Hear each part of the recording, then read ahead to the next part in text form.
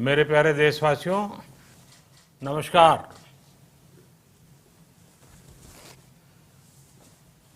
Corona वैश्विक महामारी के खिलाफ लड़ते लड़ते अब हम अनलॉक 2 में प्रवेश कर रहे हैं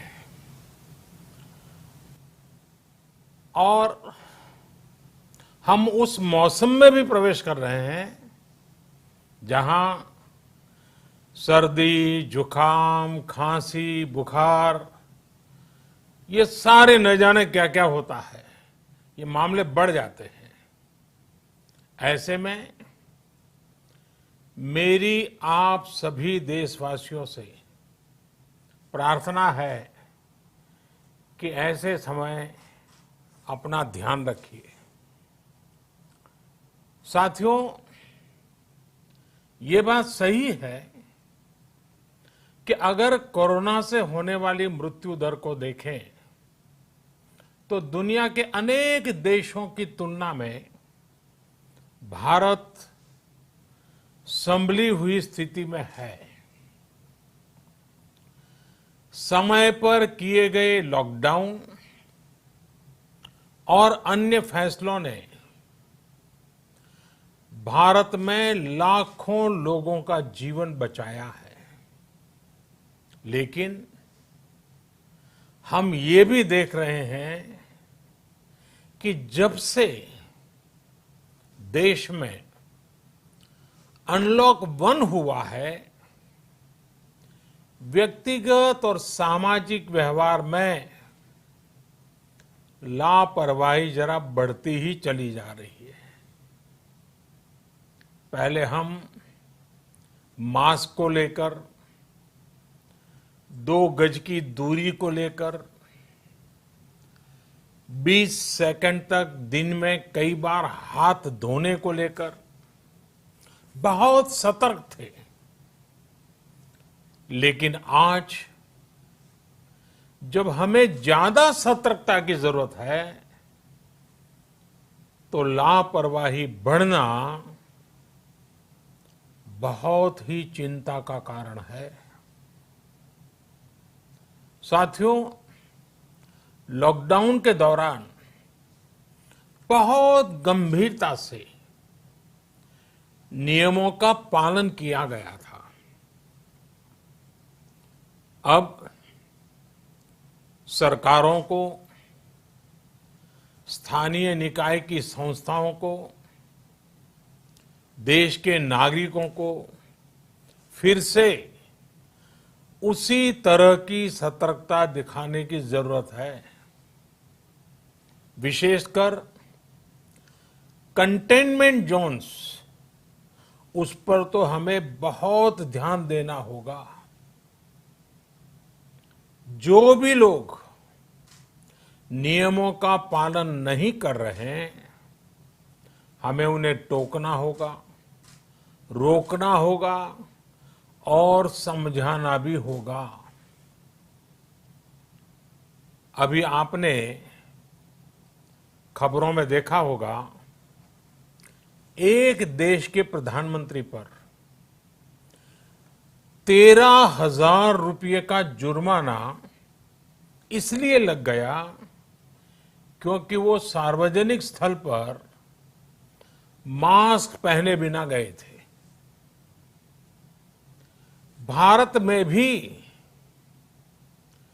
स्थानीय प्रशासन को इसी चुस्ती से काम करना चाहिए।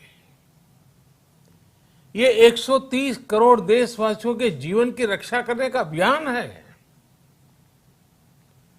भारत में गांव का प्रधान हो या देश का प्रधानमंत्री, कोई भी नियमों से ऊपर नहीं है। साथियों, लॉकडाउन के दौरान देश की सर्वोच्च प्राथमिकता रही ऐसी स्थिति न आए कि किसी गरीब के घर में चूल्हा न जले। केंद्र सरकार हो, राज्य सरकारें हो, सिविल सोसाइटी के लोग हों, सभी ने पूरा प्रयास किया कि इतने बड़े देश में हमारा कोई गरीब भाई बहन भूखा न सोए। देश हो या व्यक्ति, समय पर फैसले लेने से, संवेदनशीलता से फैसले लेने से किसी भी संकट का मुकाबला करने की शक्ति अनेक गुना बढ़ जाती है। इसलिए लॉकडाउन होते ही सरकार प्रधानमंत्री गरीब कल्याण योजना लेकर आई। इस योजना के तहत गरीबों के लिए 2.25 लाख करोड़ रुपए का पैकेज दिया गया। साथियों, बीते 3 महीनों में 20 करोड़ गरीब परिवारों के जनधन खातों में सीधे 31,000 करोड़ रुपया जमा करवाए गए हैं। इस दौरान 9 करोड़ से अधिक किसानों के बैंक खातों में 18,000 करोड़ रुपए जमा हुए हैं। इसके साथ ही गांवों में श्रमिकों को रोजगार देने के लिए प्रधानमंत्री गरीब कल्याण रोजगार अभियान तेज गति से आरंभ कर दिया गया है। इस पर सरकार 50,000 करोड़ रुपए खर्च कर रही है। लेकिन साथियों, एक और बड़ी बात है जिसने दुनिया को भी हैरान किया है, आश्चर्य में डुबो दिया है। वो ये कि कोरोना से लड़ते हुए भारत में 80 करोड़ से ज्यादा लोगों को 3 महीने का राशन, यानी परिवार के हर सदस्य को 5 किलो गेहूं या चावल मुफ्त दिया गया। इसके अतिरिक्त प्रति परिवार हर महीने 1 किलो दाल भी मुफ्त दी गई। यानी एक तरह से देखें तो अमेरिका की कुल जनसंख्या से 2.5 गुना अधिक लोगों को, ब्रिटेन की जनसंख्या से 12 गुना अधिक लोगों को और यूरोपियन यूनियन की आबादी से लगभग 2 गुने से ज्यादा लोगों को हमारी सरकार ने मुफ्त अनाज दिया है। साथियों, आज मैं इसी से जुड़ी एक महत्वपूर्ण घोषणा करने जा रहा हूं। साथियों, हमारे यहां वर्षा ऋतु के दौरान और उसके बाद मुख्य तौर पर कृषि क्षेत्र में, एग्रीकल्चर सेक्टर में ही ज्यादा काम होता है। अन्य दूसरे सेक्टरों में थोड़ी सुस्ती रहती है। जुलाई से धीरे धीरे त्योहारों का भी माहौल बनने लगता है। अब आप देखिए, अभी 5 जुलाई को गुरु पूर्णिमा है, फिर सावन शुरू हो रहा है, फिर 15 अगस्त आएगी, रक्षाबंधन आएगा, कृष्ण जन्माष्टमी आएगी, गणेश चतुर्थी आएगी, ओणम होगा और आगे जाएं तो काटी बिहू है, नवरात्रि है, दुर्गा पूजा है, दशहरा है, दीपावली है, छठी मैया की पूजा है। त्योहारों का ये समय जरूरतें भी बढ़ाता है, खर्च भी बढ़ाता है। इन सभी बातों को ध्यान में रखते हुए ये फैसला लिया गया है कि प्रधानमंत्री गरीब कल्याण अन्न योजना का विस्तार अब दिवाली और छठ पूजा तक, यानी नवंबर महीने के आखिर तक कर दिया जाएगा। यानी 80 करोड़ लोगों को मुफ्त अनाज देने वाली ये योजना अब जुलाई, अगस्त, सितंबर, अक्टूबर, नवंबर में भी लागू रहेगी। सरकार द्वारा इन 5 महीनों के लिए 80 करोड़ से ज्यादा गरीब भाई बहनों को हर महीने परिवार के हर सदस्य को 5 किलो गेहूं या 5 किलो चावल मुफ्त मुहैया कराया जाएगा। और साथ ही प्रत्येक परिवार को हर महीने 1 किलो चना भी मुफ्त दिया जाएगा। साथियों, प्रधानमंत्री गरीब कल्याण अन्न योजना के इस विस्तार में 90,000 करोड़ रुपए से ज्यादा खर्च होंगे। और अगर इसमें पिछले 3 महीने का खर्च भी जोड़ दें तो ये करीब करीब 1.5 लाख करोड़ रुपया हो जाता है। अब पूरे भारत के लिए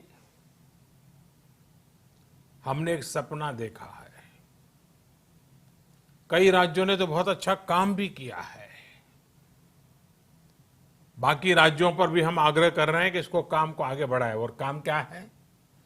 अब पूरे भारत के लिए एक राशन कार्ड की व्यवस्था भी हो रही है। यानी एक राष्ट्र एक ration card, 1 nation 1 ration card. इसका सबसे बड़ा लाभ उन गरीब साथियों को मिलेगा जो रोजगार या दूसरी आवश्यकताओं के लिए अपना गांव छोड़ करके कहीं और जाते हैं, किसी और राज्य में जाते हैं। साथियों, आज गरीब को, जरूरतमंद को सरकार अगर मुफ्त अनाज दे पा रही है तो इसका श्रेय प्रमुख रूप से 2 वर्गों को जाता है। पहला, हमारे देश के मेहनती किसान, हमारे अन्नदाता। और दूसरा, हमारे देश के ईमानदार टैक्स पेयर। आपका परिश्रम, आपका समर्पण ही जिसकी वजह से देश ये मदद कर पा रहा है। आपने देश का अन्न भंडार भरा है, इसलिए आज गरीब का, श्रमिक का चूल्हा जल रहा है।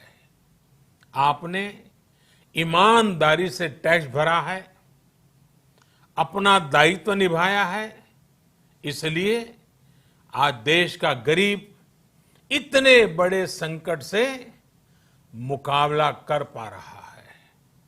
मैं आज हर गरीब के साथ ही देश के हर किसान, हर टैक्स पेयर का हृदय से बहुत बहुत अभिनंदन करता हूं, उन्हें नमन करता हूं।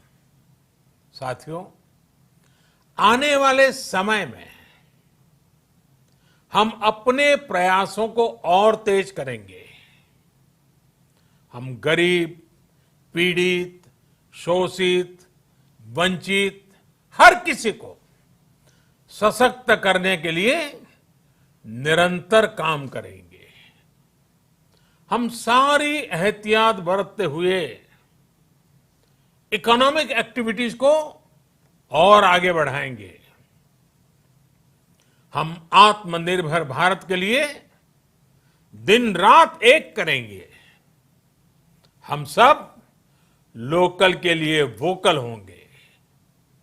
इसी संकल्प के साथ हम 130 करोड़ देशवासियों को मिलजुल करके संकल्प के साथ काम भी करना है, आगे भी बढ़ना है।